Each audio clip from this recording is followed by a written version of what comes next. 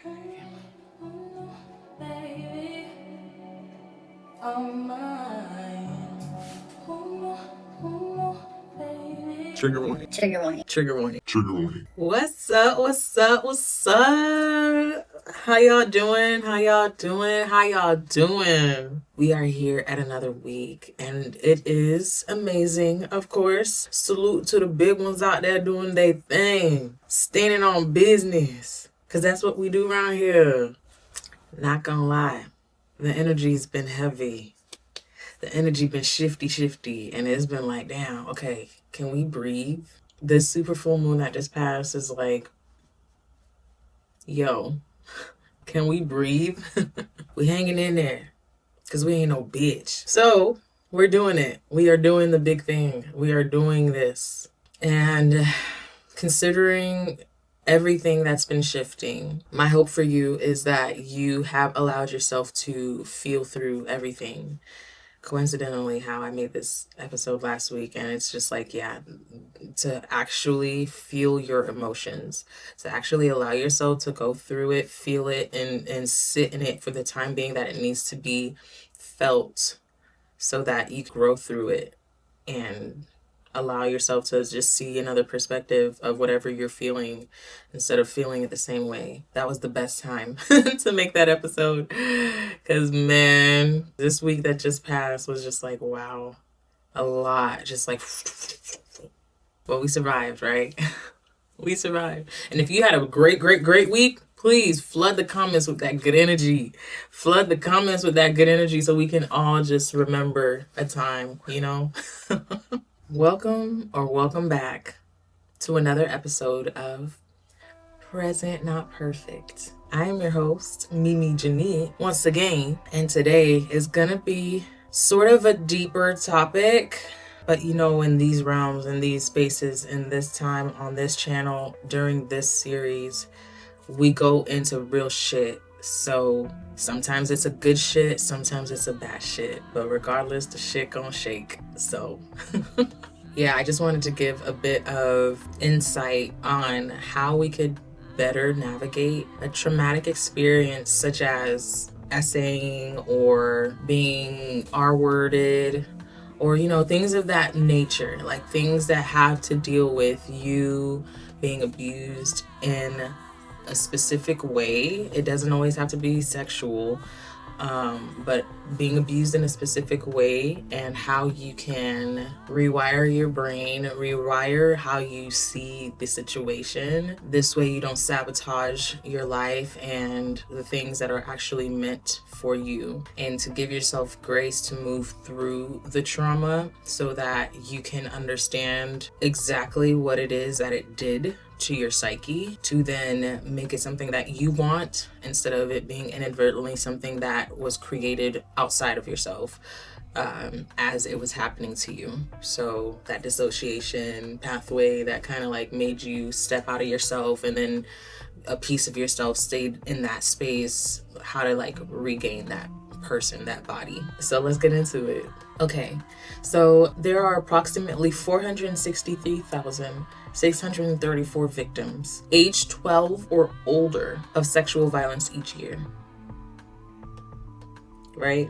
And more than 63,000 children experience sexual abuse. So that's like younger than 12 each year.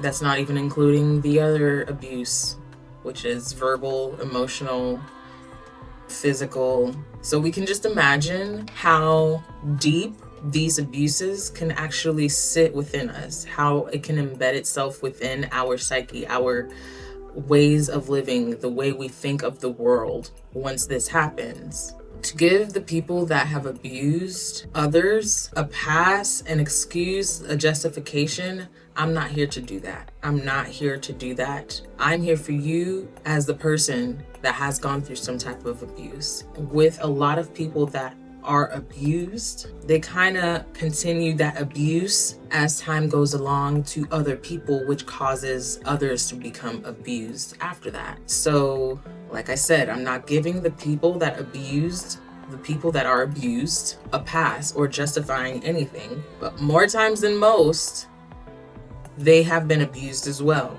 So they are just regurgitating this abuse because they felt abused or they were abused.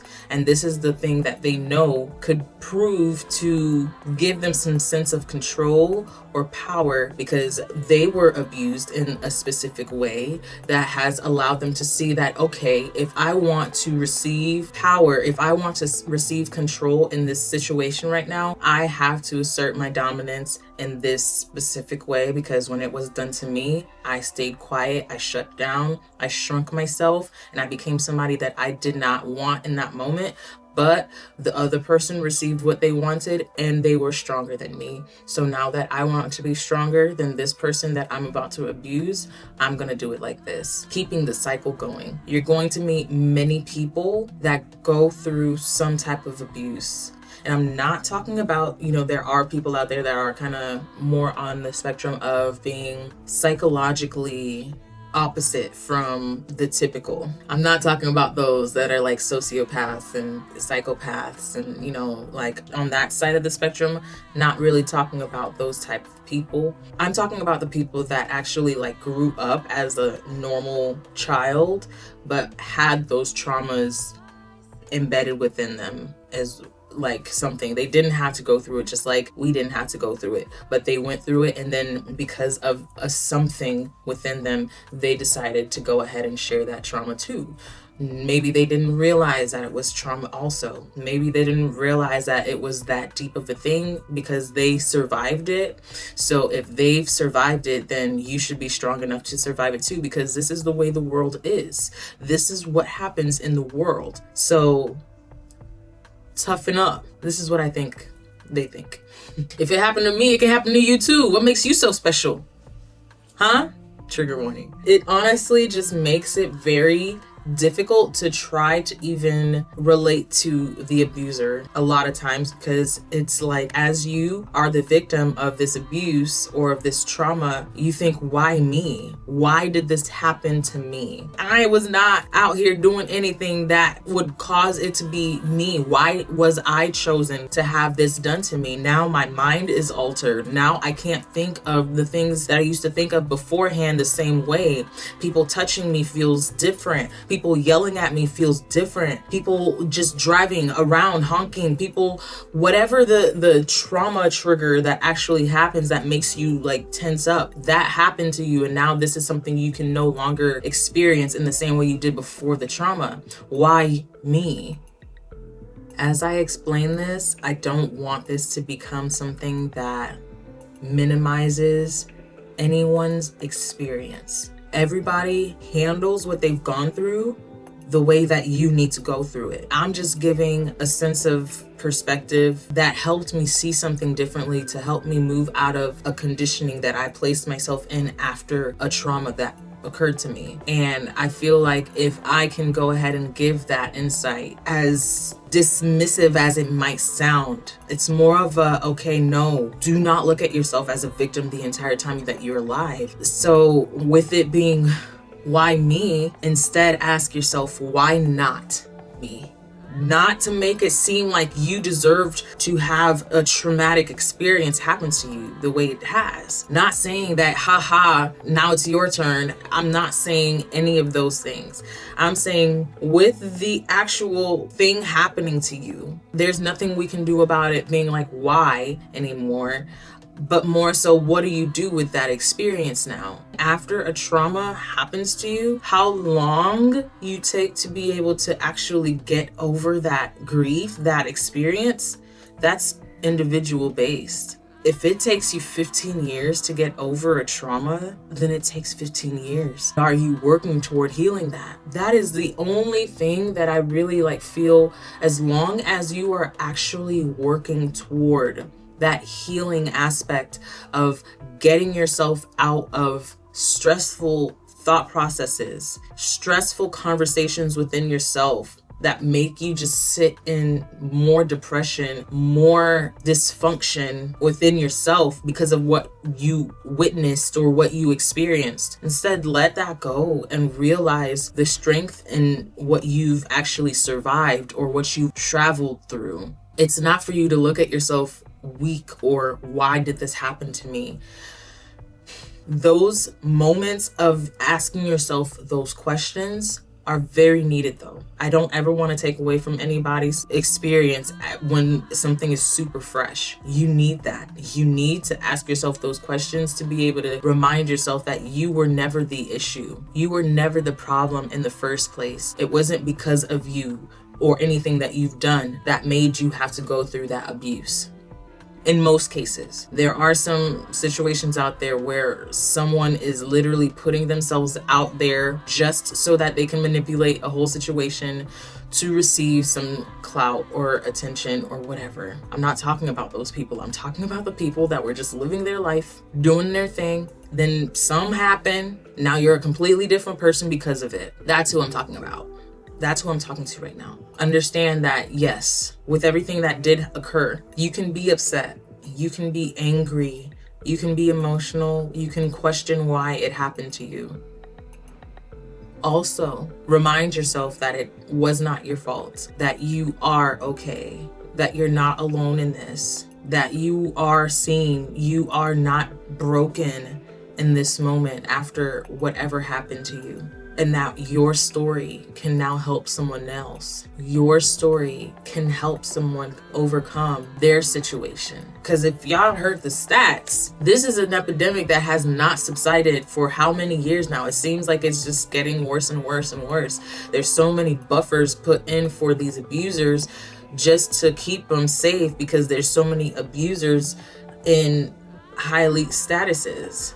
So understanding that we make our realities what it is. And although there will be things that happen that you have no control of, that you didn't even think could happen, the ways that we bring ourselves back to square one, the ways that we bring ourselves back into that foundational space of where we can actually build from the ground up, those are the moments where we need to implement the better habits, the better feelings of peace, of wholeness. The healing is going to take a while. The healing is going to take a minute because of the fact that you are going to have to build trust again. You're going to have to build an emotional resilience again. You're going to have to build relationships back up in the ways that you feel within them, dependent on whatever the trauma was, whether it was from a specific gender that affected you and now you look at all of that species like that.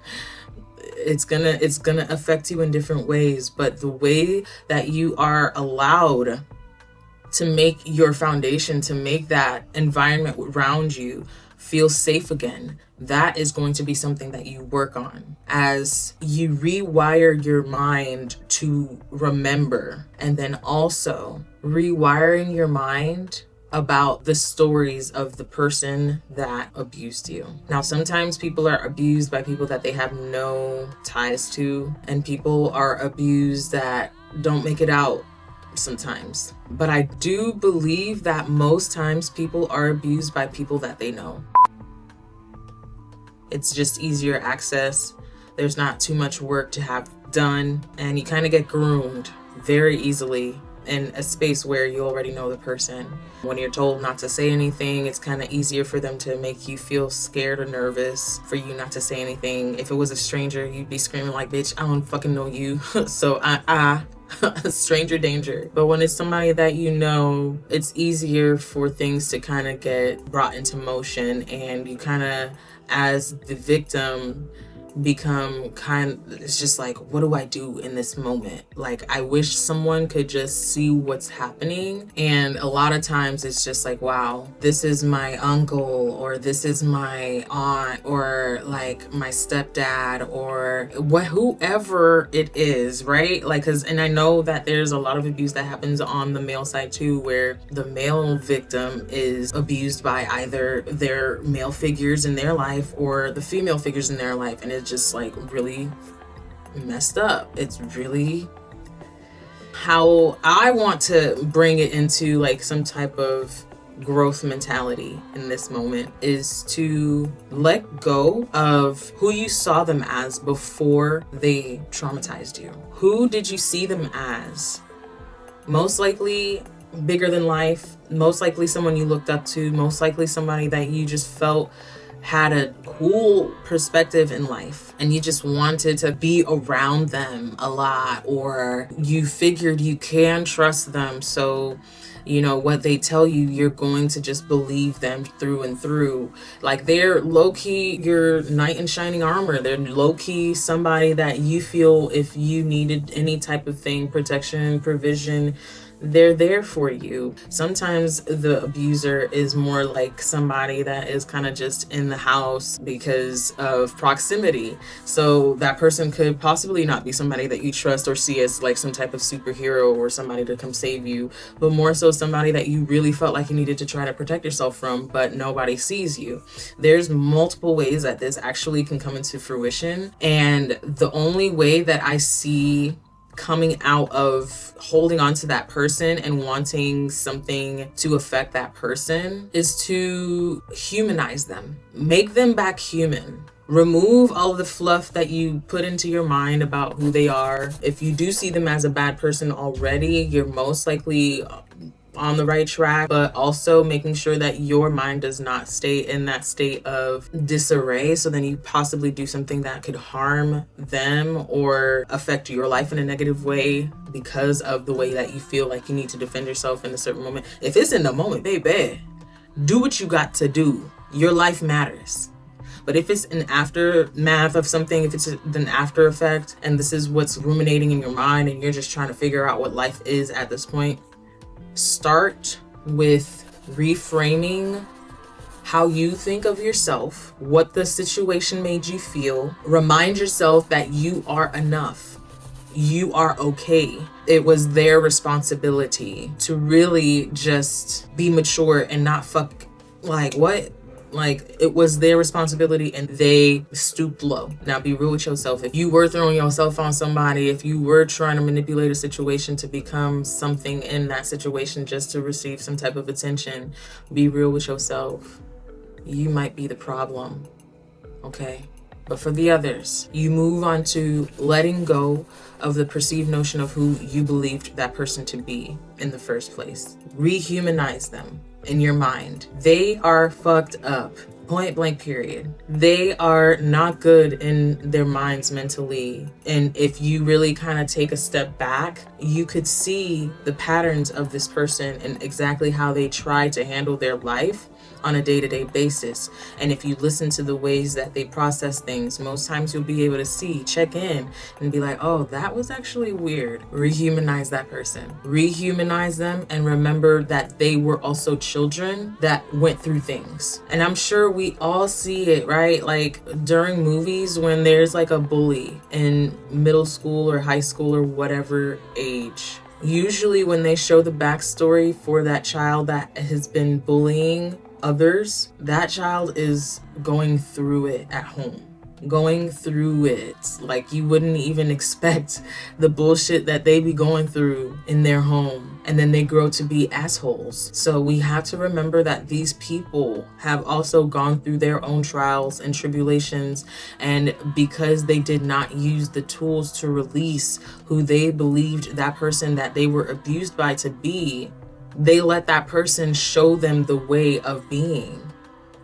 Even though they wanted things to be different, they chose the ways of the way that person showed them life could be and took that as the way life is. But that's not the way life is. We make life the way it is, as the way we perceive it, the way we choose to see how things are. Choose being keyword. If you get to an age where it is easy for you to kind of like make a way, do that. If you're feeling like there's nobody that you can actually say something to, I would log.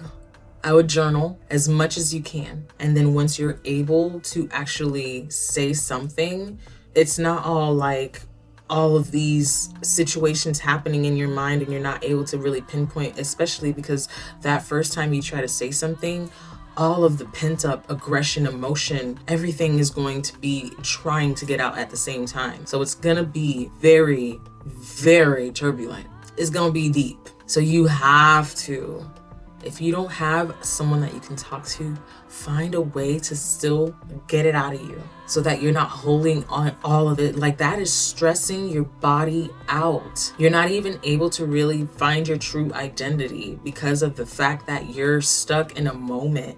Your psyche is literally stuck in a moment. So you're fragmenting yourself, trying to live a life, and you can't even speak. You can't even say something that really happened to you. That's going to tap you out. That's going to limit you. That's going to block you in so many different ways that you didn't even think it was going to. All of that pent up whatever is going to be stuck within your body. Your lymph nodes are going to swell near your throat. Your clearing is not going to happen. You're going to feel like every time you want to say something, there's something blocking you. We gotta make sure we don't put so much on somebody else. Everybody's doing this life thing for the first time. And there's a lot of people out here getting that shit fucking wrong. And I'm not sure what they think is going to be the reconciliation portion of it all. I don't even think they're thinking that far to really be like, oh, I did something wrong. Maybe I shouldn't have done that. Let me go ahead and make right by that person. Sometimes these abusers, they'll literally act like they didn't do anything. Years down the line, kikiing and trying to kiki with you. And that's why it's really imperative, in my opinion, that we let go of all of that from that person, because that's a lot of power that person will still continue to have over our life, even if we choose not to talk to them anymore, just because we hold a lot of what happened within.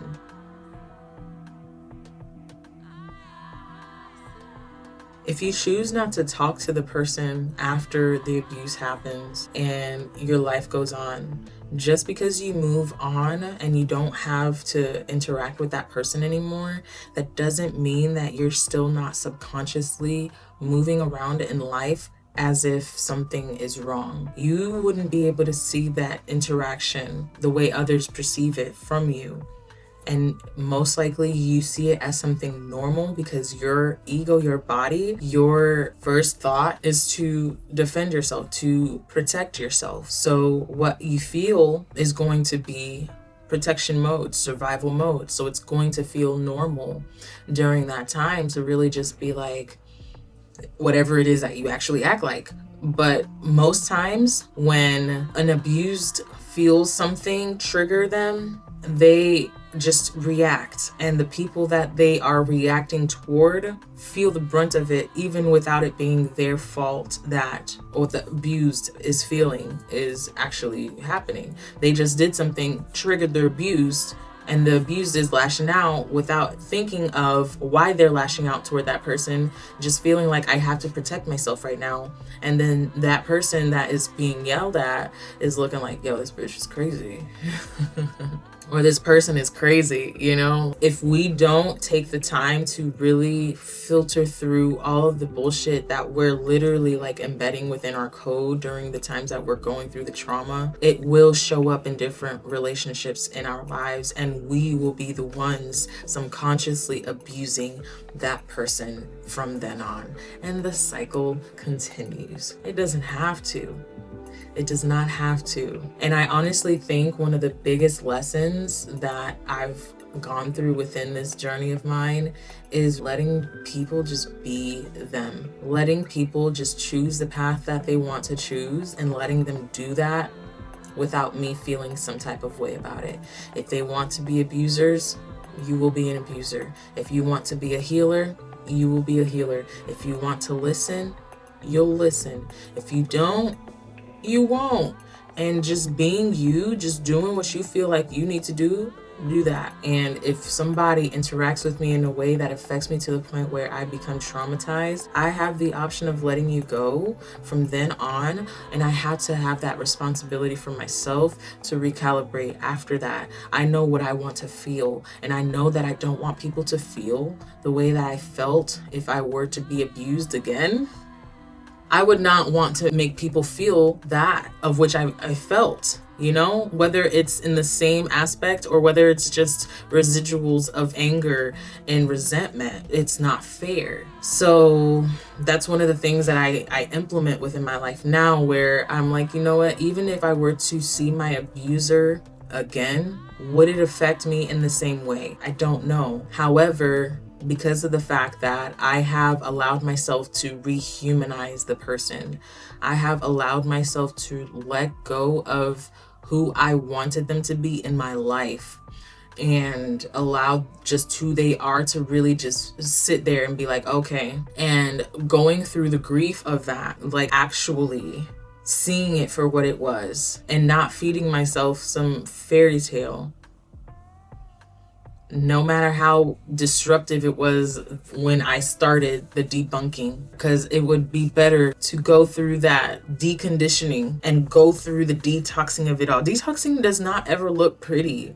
Detoxing is always something that is necessary, and it can get intense. So if the detoxification that is needed in order for me to get over something that somebody's done to me, to let go of who they were in my mind and who I perceived them as, to then start seeing them as who they really are, not even as a villain, not even as a abused person, just seeing them for who they are. If you know you're in an environment where you're just being thrown into it, stay observant, remain observant, kind of peep the patterns of a person as best as you can to try and see like, okay, why do they do this? Why do they do that? You know, just making sure that you see the person exactly for who they are and not who you want them to be.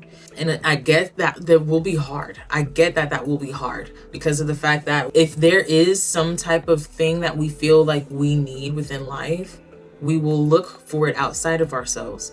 And if something seems like it could fulfill that, we hold on to it. We latch onto that for dear life. Just like, please be that I need. And when it's not, when it ends up not being that, then everything breaks loose. Some people are sick out here. Some people are sick. Don't take the experience for granted. Don't take that experience for granted, because we don't know why we grow through certain things. But once we make it out of a situation, we're always better for it. Depending on how we look at it, we're always better for it. Without going through that situation, you could possibly be blind to a couple patterns that you need to look out for that could help you with something. We go through things because we need the tools. We need whatever that pattern is to know in the future what to look out for. There is a study about rats and how they train these rats to remain in a locked area. So once they train the rats to stay in, because every time they went toward the door trying to get close to the threshold to leave, they would shock the rats. So as they kept shocking the rats, it became a conditioning within the rat themselves to go ahead and say, you know what, I'm not gonna go toward that door, because every time I go toward that door, I get shocked. They're picking up patterns. And this might be like a little I can bring this example in so many directions. So let me finish the example and then I'll expound. So they decided that they wanted to breed the rats. So they actually got new rats and they tested the new baby rats just to see if they would go toward the door. These rats did not go toward the door, meaning their mothers or whoever they derived their DNA from, majority of whatever it was, you know, whatever was coded in their DNA when it was their predecessors, their ancestors, they said, I ain't going to that door. So then the DNA said, I'm not going toward that door. And then the babies now, I'm not going toward that door. The DNA picked up a pattern to then go ahead and be like, you know what? This is what I peep. This is what happened. This is what it is. So now with difference between rats and humans, a lot of differences, but in this case it's really like, okay, if we have the thought process, if we can think for ourselves and to really make other deductions on different things. We can take that experience that we went through that made us feel like I don't want to go toward that door, and realize, wow, maybe let me do something different to get to the door, because I still want to get to the door. I just know that this thing is showing me this pattern so that I can make it out of this door if I choose something else. Experiencing the pattern is now within our DNA code. Experiencing this trauma is now within our DNA code. So now we have the opportunity to really reframe that. Instead of being able to tense up every time another gender comes into your vicinity, gets too close, tries to touch you, you rewire that within you. You make it so that you do feel safe, but you peep the pattern. If somebody is really trying to be destructive, you know what to look for. You know what to look for. You've literally been in a situation where somebody literally did not give a fuck about you. And now you can take all of the tools that you've picked up, even if it was one time. Even if it was one time. For the people that have been abused multiple times versus the person that was abused that one tragic time, there's so many different patterns within those two interactions. It's like night and day, because of the fact that usually when it's over multiple years, you're groomed into that. You're usually conditioned to become something submissive to that person. When it's that one time, it's somebody targeted you and you are just scared. You're like, am I gonna make it out of this alive type shit. So there's different patterns that are picked up within those two different types of abuses. And just because it's the same abuse, like SA or, the R word or whatever, it's different. It's a different type of embedded code that comes into play within the person. So each person picks up on a different pattern, but all of the patterns that you pick up are essential to what you need in your code. It's just how you choose to actually make it something that remains in the hardware. Do you make it make you weak? Do you make the code allow you to just glitch every time something similar of the sort happens? When somebody's trying to get close to you, or when somebody's trying to communicate something to you, you can have that emotional regulation that allows you to be like, I don't like that. I'm going to need some time before you go ahead and do that. Regardless of whatever the situation is, whatever boundary you need to implement, you'll just be able to be very curt about it. You're going to be like, no, this is not what I want. I don't appreciate that. If you would like to do that, we're going to need some time to get to it. Nothing really like you riling yourself up because of the fact that you feel unsafe now. There wouldn't be any of that. There would literally be a cool, calm, collected, okay, I don't really want you touching me right now. I need some time. And if you want to explain to them what you've gone through so that they have a little backstory, a little reasoning as to why you want to react the way that you react, let it be. Speak where you feel comfortable. Speak where you feel comfortable. Make it make sense to the person that you feel that deserves the explanation, right? But allow that to really just make a thing within you to really understand, I'm safe. If this person reaches out to try to touch me, I can let them know my boundaries, because I am not super secure within what their patterns are yet. And I just want to make sure that I am not putting myself in a position that could get me in that same position that I was in, where I was not ready. So now that I'm more aware, more observant, and I'm peeping game, I will be very strong on what it is that I said. And a lot of people, they won't play in your face if you actually be on your shit like that. A lot of people, they take victims as people that are weak, that don't know how to speak for themselves. They just see you as weak. They just see you as somebody they can take advantage of. So it doesn't matter whether you're actually weak or not. They just see you as weak. So they try to condescend you. They try to make you feel small in any way that they can. So you got to big up yourself like, yo, nah, you're not about to do that. And they hate that. They hate that because they didn't do that when they were being abused as a child. So it seems like, who gives you the right to come after me? Who gives you the right to defend yourself? That's the issue.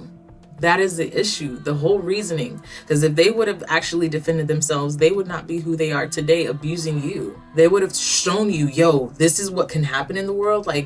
You don't need this happening to you. This is how I handled it. Here are the codes that I learned. I'm gonna pass them along. You do what you will. This can happen, but it's not gonna happen to you from me. A lot of times people don't think like that. And then when you start to big up yourself, they get mad at you. That is the hilarious part. But shit, laugh. Your mental health matters. Above all, your mental health don't allow anybody to penetrate. That is your stability right there. You remind yourself, you are good. Whatever the person did to you or tried to make you become, you are your biggest defender. You are the one that's going to make yourself feel safe. Someone should not victimize you and then expect you not to really defend yourself if you choose to, and then the consequences after that. Whatever consequences happen after that, that's up to circumstance at that point, because they shouldn't have pushed the button. Make sure that you really know yourself to know, okay, I can handle whatever this is right now. So moving forward, like if I need to defend myself, I will. I know exactly what's going on right now. I'm not going to sit here and be sweet with you.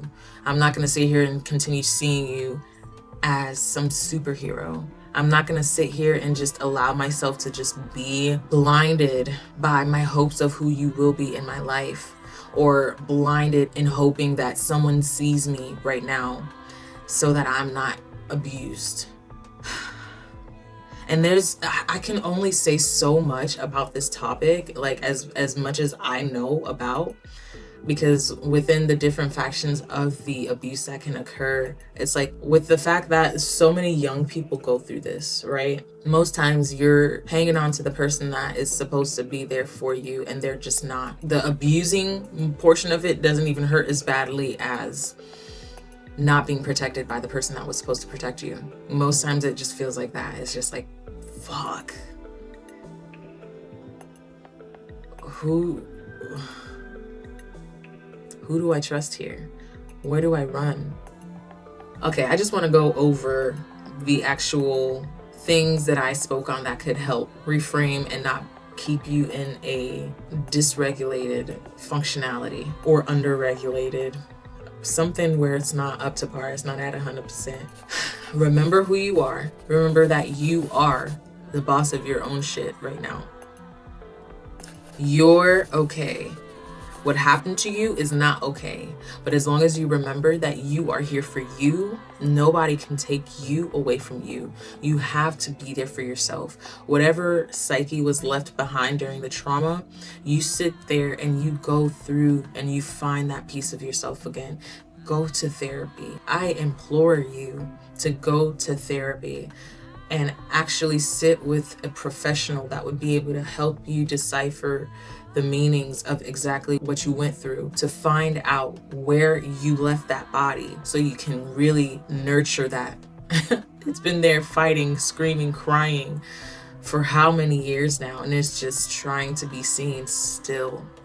It's trying to be heard still, and you've been the one ignoring it at this point, allowing everything else around you to really dictate. You've shadowed it out. That's why that happens, that panic happens, because you go back to a stuck position. But nah, don't let yourself stay there. Remind yourself, one, and remember to rehumanize the people. Remember to rehumanize them so you have an easier way of letting them go. Like, you know what? That person just ain't shit. They ain't shit. And if I were to compare myself to them right now, it wouldn't make sense. So this is why I cannot allow myself to compare myself to this person, because they are not fundamentally okay. They are not okay. And you leave that person right where they are. You move on becoming a better person. You move on remembering that, you know what, life is what I make it. So I'm going to take this trauma and I'm going to help other people so that they don't have to live with the darkness of it all, believing that there's no hope, that nobody knows what they've gone through, that nobody knows what they're dealing with, nobody knows what they're feeling. They won't feel that. I will be able to showcase that we are all here and we've all experienced a similar thing and we are not alone. We are here. We are here. This is not an easy thing to do, guys. It is not an easy thing to do, and it's not gonna take a few weeks to get over. It's going to take a very long time. If you have friends that you're able to confide in them. Let them help you. Let them care on you. You know, you chose these people. If you really chose correctly, trust your decision and who you chose as friends to really help you through that moment, to really help you talk it through. If you don't have friends that you feel you can trust, journal it out. Trust yourself. Trust your own discernment. Trust yourself to be able to really protect yourself and know what's right and wrong within an environment. We're not always going to get it right. But the more we actually look out for ourselves and we don't tense up and subconsciously allow ourselves to shut down because of a past trauma, we need to work through that trauma. That's what makes us feel weak, is when we give that power up to that emotion of what we experienced and not actually having pulled ourselves back from that past moment to the present moment. Like, no, that wasn't fair what happened to me. I didn't deserve it. And also, I don't have to stay there. I can move forward. I can move forward with my feelings. I can move forward with healing. And it's going to take a long time. It's going to take a long time. For me personally, I'll say it started around age 21 that I started getting out of my abuse. Like age 21, I started like really feeling like, you know what? I'm done. I'm done. I don't care. I don't care. I matter. And then figuring out exactly how I wanted to take up for myself, how I wanted to stand up for myself, that took another how many years? Because once you make the decision, it's not like the fear goes away of what can happen, especially if you've been groomed. What's gonna happen? Everything's gonna be, it's gonna flip upside down. I don't know. I don't want to break the table. I don't want to break it. And then after breaking the table, how many years, you know? And then to actually really let go of the thought of seeing that person, how will it make me feel? Like, no, it would just be like seeing that person. Then actually having to see that person and then really being like, wow, I don't care. Like, you were, what I was holding on to was the fact that I wanted you to be something that you were not in my life. And you really took advantage of that moment and that position multiple times. And I had to really just let you go from that thought that I had in my head. And that is what helped me just see you as a person. And people are good, people are bad. And right now I feel I'm coming into a better position. This has been years in the making. This has been years in the making. So I'm not saying this to be like a quick fix. Basically nothing I say in these podcasts are a quick fix. It's just day one. We're going into day one. As long as we continue moving forward, as long as we continue with the effort each day, trying to put something into it each day that is going to be a benefit to us in our growth position. It doesn't matter how long it takes, as long as it continues. And that's what I implore for all of us. I want us to be able to actually make it through these hard times without feeling so alone. And it's bittersweet. It's bittersweet because you find yourself, but you lose so many people. But that's okay. I would rather find myself. Always. So, thank you for being here with me, guys. This was a heavy one today, but I felt it was necessary to really just be able to help those that like feel they're stuck or feel subconsciously. You don't see things when it's usually subconscious. It's just happening and people see it from you and you question why people are acting a certain way with you. It's because you've done something most likely subconsciously that you didn't see. And if you don't have friends that are going to be like, yeah, bitch, what the fuck was that for? Most likely you're going to just rub people the wrong way. They're just going to want to take their distance and you're going to find yourself alone in your head like just something's wrong with you. It's going to continue that cycle of something is wrong with you. That's why you have to remind yourself nothing is wrong with you. Something happened to you that was wrong. And now you get to change it. You get to fix it. You get to really rewire it within you. So yeah, until next time, guys, you've been watching another episode of Present Not perfect. I am your host, Mimi Jeanite. And don't forget to do all the things, bells and whistles. I'll see you guys next week. Bye.